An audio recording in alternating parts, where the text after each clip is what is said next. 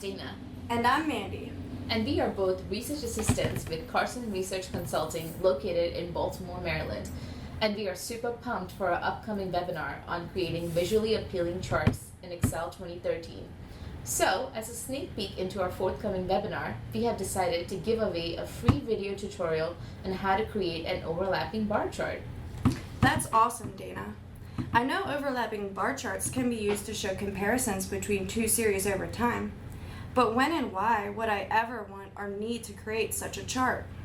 Well, let's say you had 2 time points, year 1 and year 2, or a pre and post test of program data, and you want to show a comparison of this data over time in a simple and attractive manner.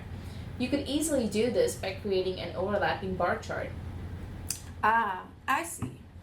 Not to mention, overlapping bar charts take up a lot less space than typical bar charts, and they help viewers identify trends in data more easily. Exactly, and that is why we are going to show you a step-by-step walkthrough on how to create such a chart in Microsoft Excel 2013.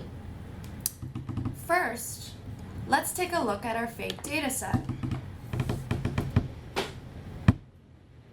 This dataset shows the results of a pre-post-test assessment on staff level of confidence in the areas of applying the model effectively, conducting assessments, gathering data, and providing additional resources and referrals. The data indicates the percent of participants who strongly agree or agree at pre-test and post-test assessments. Now that we have a clear understanding of what we have and what message we want to convey, let's proceed with how to visually display this data on a chart. First, select the entire dataset, go to the Insert tab, and under the Chart section, click on the vertical chart icon and select a 2D cluster column chart. Notice how the default chart produced by Excel appears a bit cluttered with grid lines, and how the default colors chosen by Excel are too bright and bold. Simply put, this chart has too much going on, which can be quite distracting. But we'll worry about this formatting changes later. Let us first transform this chart into an overlapping bar chart. To do this, first we will select our post-test data series and plot it on the secondary axes. We can do this by selecting the post data series on the chart, by right-clicking and then selecting Format Data Series. In the Format Data Series pane, under Series Options, we will select Secondary Axes.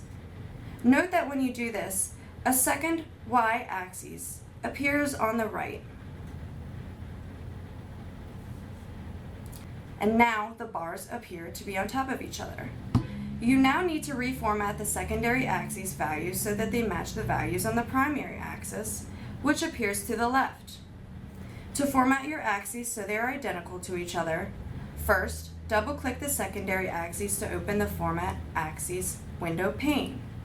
This will appear on the right-hand side of your worksheet. Then, under Axes Options, make sure your minimum and maximum bounds and units are the same for both your primary and secondary axes.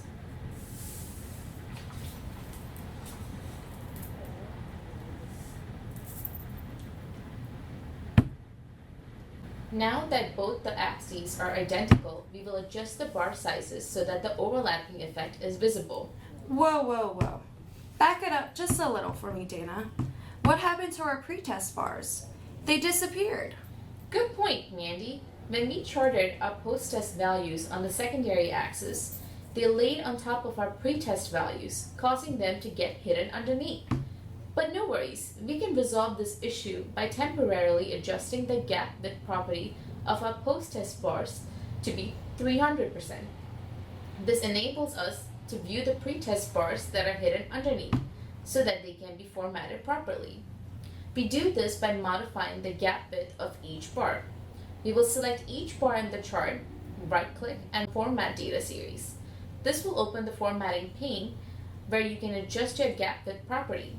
For this chart, I will set my pre-test bars to have a gap width property of 75%, and my post-test bars to have a gap width property of 200%. I see. So now our chart is almost nearing the finalized version. We will now go ahead and apply some formatting changes. First, let us get rid of the secondary axis. We can do this by simply selecting it on the chart and by clicking delete. Next, we will subdue our grid lines to make them less distracting. Do this by double-clicking on the grid lines in your chart. This will open the formatting pane. And then, under color, select the color you want your grid lines to be. We recommend using a light gray shade because our brain applies less emphasis to gray tones. Lastly, we will customize the colors of the bars to make them visually appealing. When selecting color palettes for your bars, it's always best to go with a natural color and use brighter, more saturated colors for highlighting or emphasizing certain data points. In our chart, we will shade the pre-test bars in light blue and shade the post-test bars in a darker blue. We can also draw emphasis to the bar with the greatest change has occurred by highlighting it in an even darker shade of blue.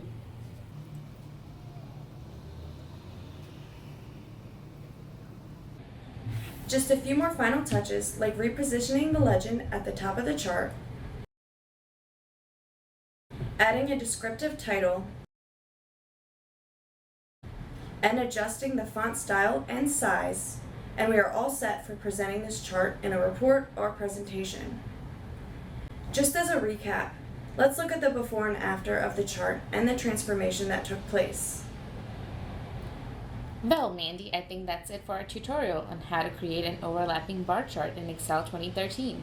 Yes, I agree, Dana, but it certainly won't be the last of our exciting tutorials on creating charts in Excel. We certainly hope you enjoyed watching this tutorial, and if you would like to learn more about creating superfly and fresh-looking charts, you must join us for our webinar, Microsoft Excel Magic, on July 29th. Also, don't forget to remind everyone that they can always contact us at Carson. Right. Feel free to reach out to us via phone or email. We love chatting about charts and all things data visualization. Our contact information will appear at the end of this video and is also posted below. Until next time. Goodbye, Goodbye everyone. everyone.